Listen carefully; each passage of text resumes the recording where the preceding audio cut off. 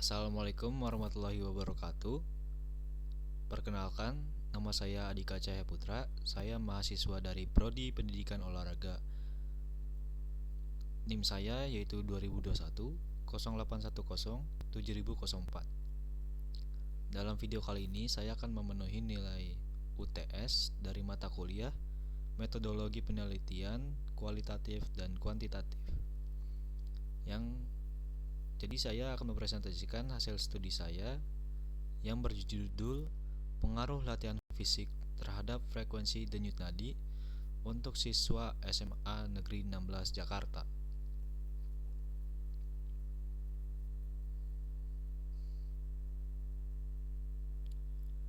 Yang pertama kita masuk ke bab 1, yaitu ada pendahuluan dan latar belakang masalah. Jadi latar belakang masalahnya ini yaitu latihan fisik menyebabkan terjadinya peningkatan terhadap frekuensi denyut nadi. Lalu peningkatan ini disebabkan karena peningkatan kebutuhan darah yang mengangkut O2 atau oksigen ke jaringan tubuh yang aktif, lalu mengangkut bahan buangan seperti CO2 atau karbon dioksida dan produk samping metabolisme lainnya.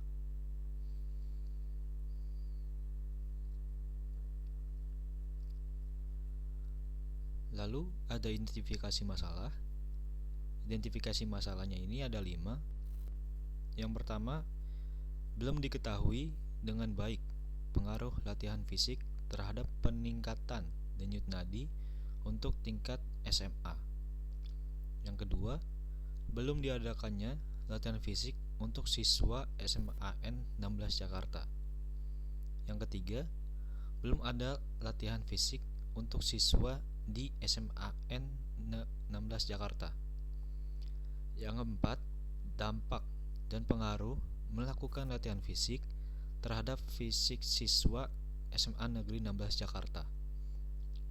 Dan yang terakhir, kurangnya latihan fisik yang mengakibatkan kondisi fisik siswa yang tidak maksimal.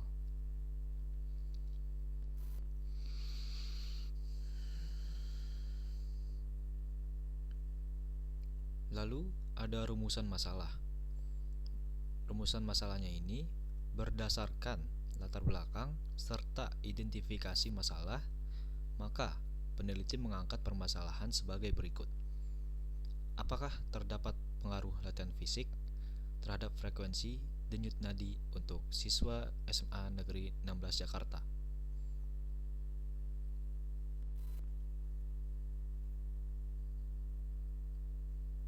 Selanjutnya kita masuk ke bab 2. Di slide ini ada landasan teori, yaitu tentang pengertian latihan fisik. Pengertian latihan fisik atau latihan jasmani merupakan aktivitas yang dilakukan seseorang untuk meningkatkan atau memelihara kebugaran tubuh. Latihan fisik umumnya dikelompokkan ke dalam beberapa kategori, tergantung pada pengaruh yang ditimbulkannya pada manusia.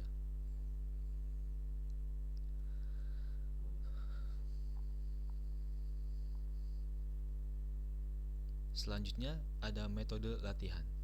Metode latihan yang saya gunakan yaitu metode latihan fisik dengan sistem aerobik. Yang pertama, menurut Cooper pada tahun 1982 menjelaskan bahwa latihan aerobik menunjuk pada kegiatan yang memerlukan oksigen dalam waktu yang panjang, dan kebutuhan tersebut ada pada tubuh yang memerlukan pengembangan kapasitas mengambil oksigen. Yang kedua, menurut pendapat Johnson pada tahun 1987, dia menyebutkan bahwa denyut jantung dipengaruhi oleh umur. Maka untuk menentukan denyut jantung maksimal digunakan rumus 220 dikurang umur. Lalu yang ketiga, menurut pendapat Fox pada tahun 1953 bahwa maksimum heart rate itu tidak dapat ditentukan secara langsung.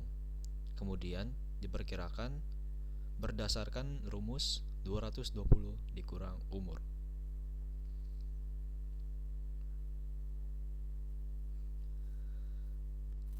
Selanjutnya, metode latihan fisik ini. Lalu selanjutnya klasifikasi senam aerobik menurut Linebrink itu pada tahun 2001. Jadi secara garis besar latihan aerobik dibagi menjadi 3, yaitu senam aerobik low impact, yang kedua senam aerobik mixed impact, yang ketiga senam aerobik high impact. Lalu juga ada prinsip senam aerobik yang dibagi menjadi 3. Yang pertama ada irama, yang kedua ada fleksibilitas tubuh, dan yang ketiga ada kontinuitas gerak.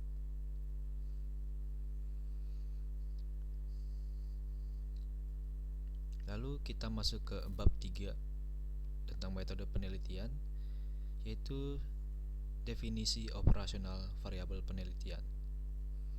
Dalam penelitian ini, variabel independennya yaitu variabel bebas, yaitu adalah latihan senam aerobik, sedangkan variabel dependennya yaitu variabel terikat adalah kondisi fisik. Adapun definisi operasional dalam penelitian ini adalah sebagai berikut.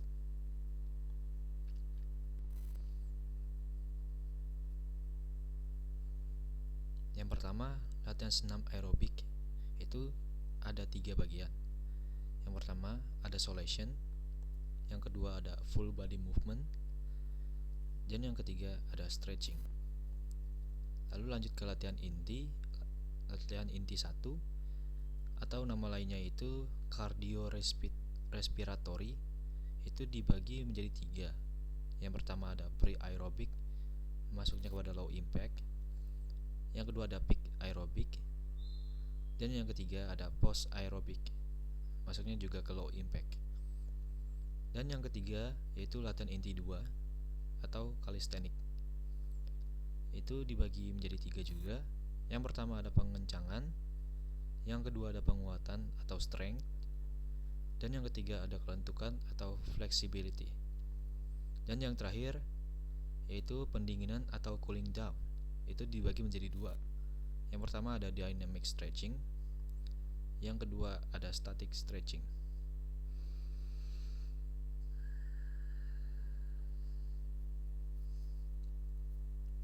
2. Kondisi fisik.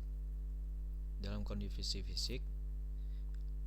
fisik dalam olahraga yaitu suatu kualitas fisik, kualitas psikis, dan kemampuan fungsional peralatan tubuh siswa peserta SMA Negeri 16 Jakarta yang berjumlah 36 siswa dalam memenuhi tuntutan prestasi yang optimal pada spesifikasi latihan senam aerobik. Kondisi fisik siswa peserta SMA Negeri 16 Jakarta diukur menggunakan tes dan pengukuran olahraga oleh saya sendiri.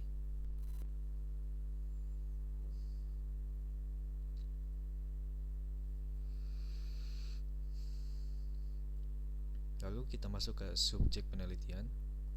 Subjek penelitian adalah garis atau batas penelitian yang berguna untuk peneliti dalam menentukan benda atau orang sebagai titik lekatnya variabel penelitian. Sedangkan menurut Muhammad Idrus pada tahun 2009, subjek penelitian adalah elemen benda, individu, maupun organisme sebagai sumber informasi yang diperlukan peneliti untuk mendapatkan data penelitian. Lalu, subjek penelitian kuantitatif dipergunakan untuk menjawab penelitian dengan banyaknya jumlah anggota populasi untuk kemudian diteliti. Lantaran jumlahnya yang banyak, subjek penelitian kuantitatif bersifat perwakilan dari banyaknya anggota populasi tersebut. Perwakilan ini kemudian disebut sampel dan mewakili keseluruhan populasi ini. Populasi dalam penelitian ini adalah siswa SMA Negeri 16 Jakarta yang berjumlah 36 siswa.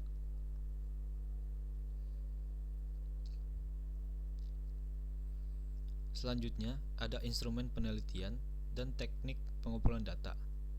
Yang pertama ada instrumen penelitian. Jadi instrumen penelitian adalah metode yang dipakai untuk mengukur dan mengumpulkan data pada karya ilmiah. Instrumen penelitian sangat penting karena dapat mempengaruhi validitas data yang digunakan dalam penelitian. Lalu instrumen pada penelitian ini menggunakan tes menggunakan teknik tes dan pengukuran.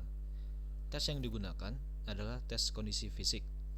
Untuk pengambilan data terdiri dari tiga macam tes, yaitu yang pertama ada kekuatan otot, yang kedua ada fleksibilitas, dan yang ketiga ada kecepatan reaksi tubuh.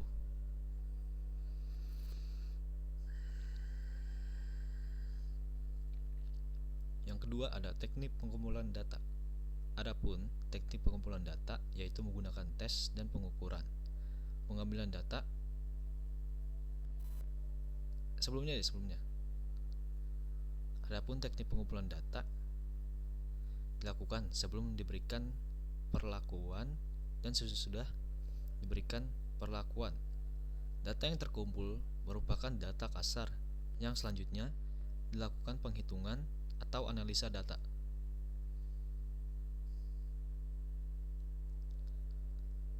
Lalu teknik pengumpulan data menurut Sugiono pada tahun 2019. Teknik pengumpulan data merupakan langkah yang paling utama dalam penelitian karena tujuan utama dari penelitian adalah untuk mendapatkan data.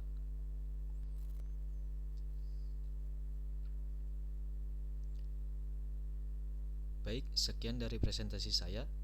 Mohon maaf bila ada kurang. Saya ucapkan terima kasih. Wassalamualaikum warahmatullahi wabarakatuh.